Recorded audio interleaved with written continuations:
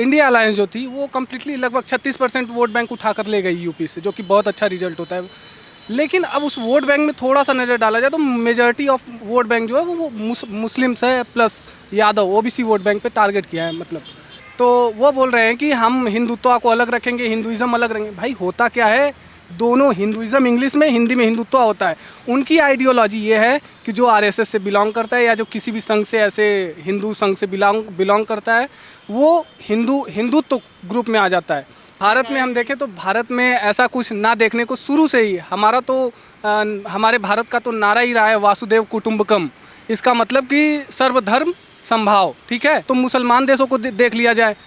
पहले कितने देश थे मुसलमान, आइडिया है कुछ? नहीं, पहले 19 के करीब मुसलमान देश शुरुआत हुए, वो भी मध्य एशिया में। फिर आज के डेट में वो 56-57 देश अब हो गए हैं। पैलेस्तीन को जोड़ लिया जाए और हटा दिया जाए तो 56 देश हैं टोटल। लेकिन अभी भी उनको और मांग चल रही है। वेस्ट में जाके वो फ्रांस में इतनी हिंसा चल रही है, फैला रहे हैं। वो भी हिंदू है। हिंदू किसी के मजहब के बारे में बोलता नहीं है। जैसे ये हमें बताते रहते हैं हमेशा कि हिंदू ने ये बोल दिया, इनके मुसलमान, इनके सिर्फ वोट बैंक का ही सारा इनका, हिंदू मुसलमान के बीच में ये लड़ाई लगवाते हैं बस, और ज़्यादा कोई बात ऐसी है नहीं। ये है, ये देखिए, ये देखिए। और जो लोग अपने आप को हिंदू कहते हैं वो 24 घंटा हिंसा हिंसा हिंसा, नफरत नफरत नफरत, असत्य सत्य असत्य।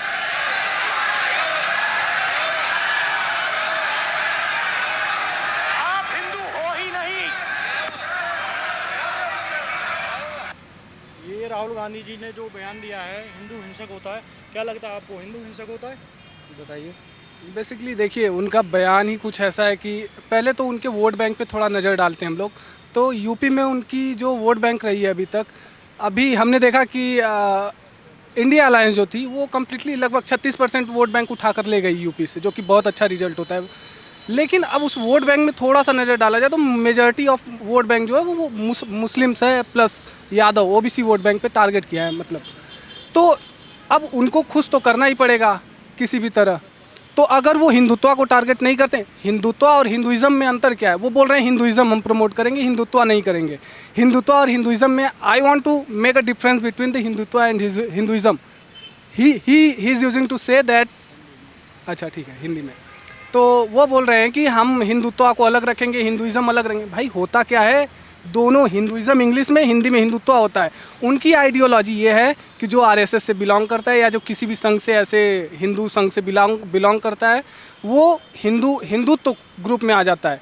हिंदुइज़्म में कौन आ रहा है? जो सन्यासी लोग जो एकदम से उनका सपोर्ट करे, बेसिकली वो हिंदुइज़्म में आता है। तो ये सब देखिए, वोट बैंक का उनका अपना है, अपना उन्होंने वोट बैंक पाया, अच्छा वोट बैंक उन्होंने गेन किया, यही सब बोल के।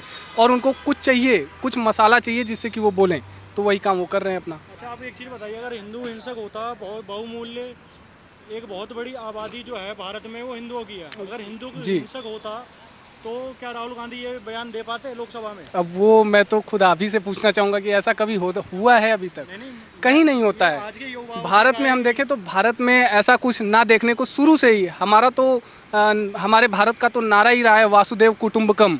इसका मतलब कि सर्वधर्म संभाव। ठीक है, तो वो सभी धर्मों का वेलकम रहा है शुरू से ही। कितने लोग आए, कितने लोग गए, कितनों ने आक्रमण करके लूटा पाटा, लेकिन हमारे लोगों की शुरू से ही खूबी रही है कि शांत रहने की, बहुत ज़्यादा किसी से उलझने की नहीं।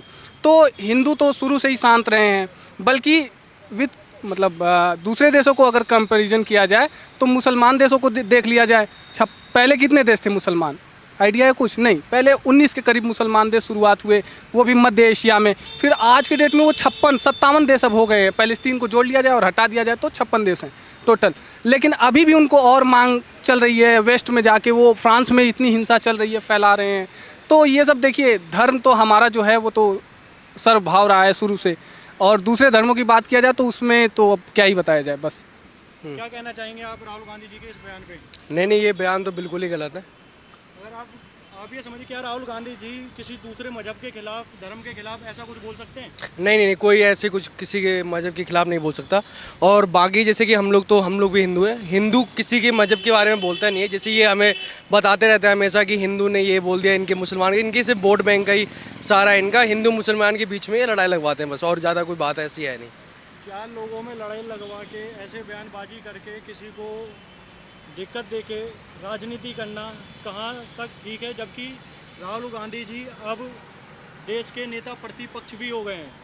नहीं नहीं, ये कहीं तक सही नहीं है। इनका पहले भी बयान था बहुत कि हिंदू और मुसलमान के बीच में लड़ाई करवा करके इनका वोट बैंक इन्होंने बढ़ा लिया था अभी।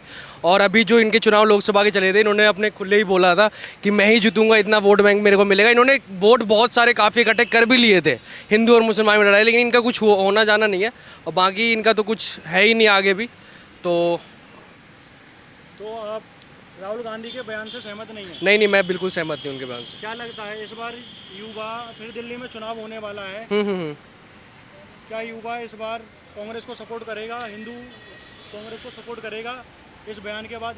नहीं, मेरे हिसाब से तो नहीं लगता है कि हिंदू सपोर्ट करना भी नहीं चाहिए इनको तो, ठीक है। और मैं तो इनको बिल्कुल भी पहले से सपोर्ट नहीं करता था। और बाकी मेरे को तो नहीं लगता कि इस बार ये चुनाव में जीत भी पाएंगे। अगर दिल्ली की चुनाव होगी तो हिंदू इनको बिल्कुल भी सपोर्ट नहीं करेंगे। इस बार ऐसा क्या रहा जो बीजेपी की पहले से कम सीटें हो गई, आप देख सकते हैं पूरे भारत में? हाँ, मतलब बीजेपी की थोड़ी सी हुई है, दिक्कत तो हुई है इस बार। मैंने देखा है लोकसभा के चुनाव को, आप लोग देख के चलिए तो। हाँ, पूरे मतलब नहीं, इधर की बात कर रहा हूँ मैं। तो नहीं, इस बार तो कुछ ऐसा होना नहीं चाहिए। बाकी तो अब जनता पे ही सब डिपेंड करता है कि कौन क्या वोट देगी, क्या पलट जाएगी बाद में, कुछ अभी कह नहीं सकते हम। धन्यवाद आपका।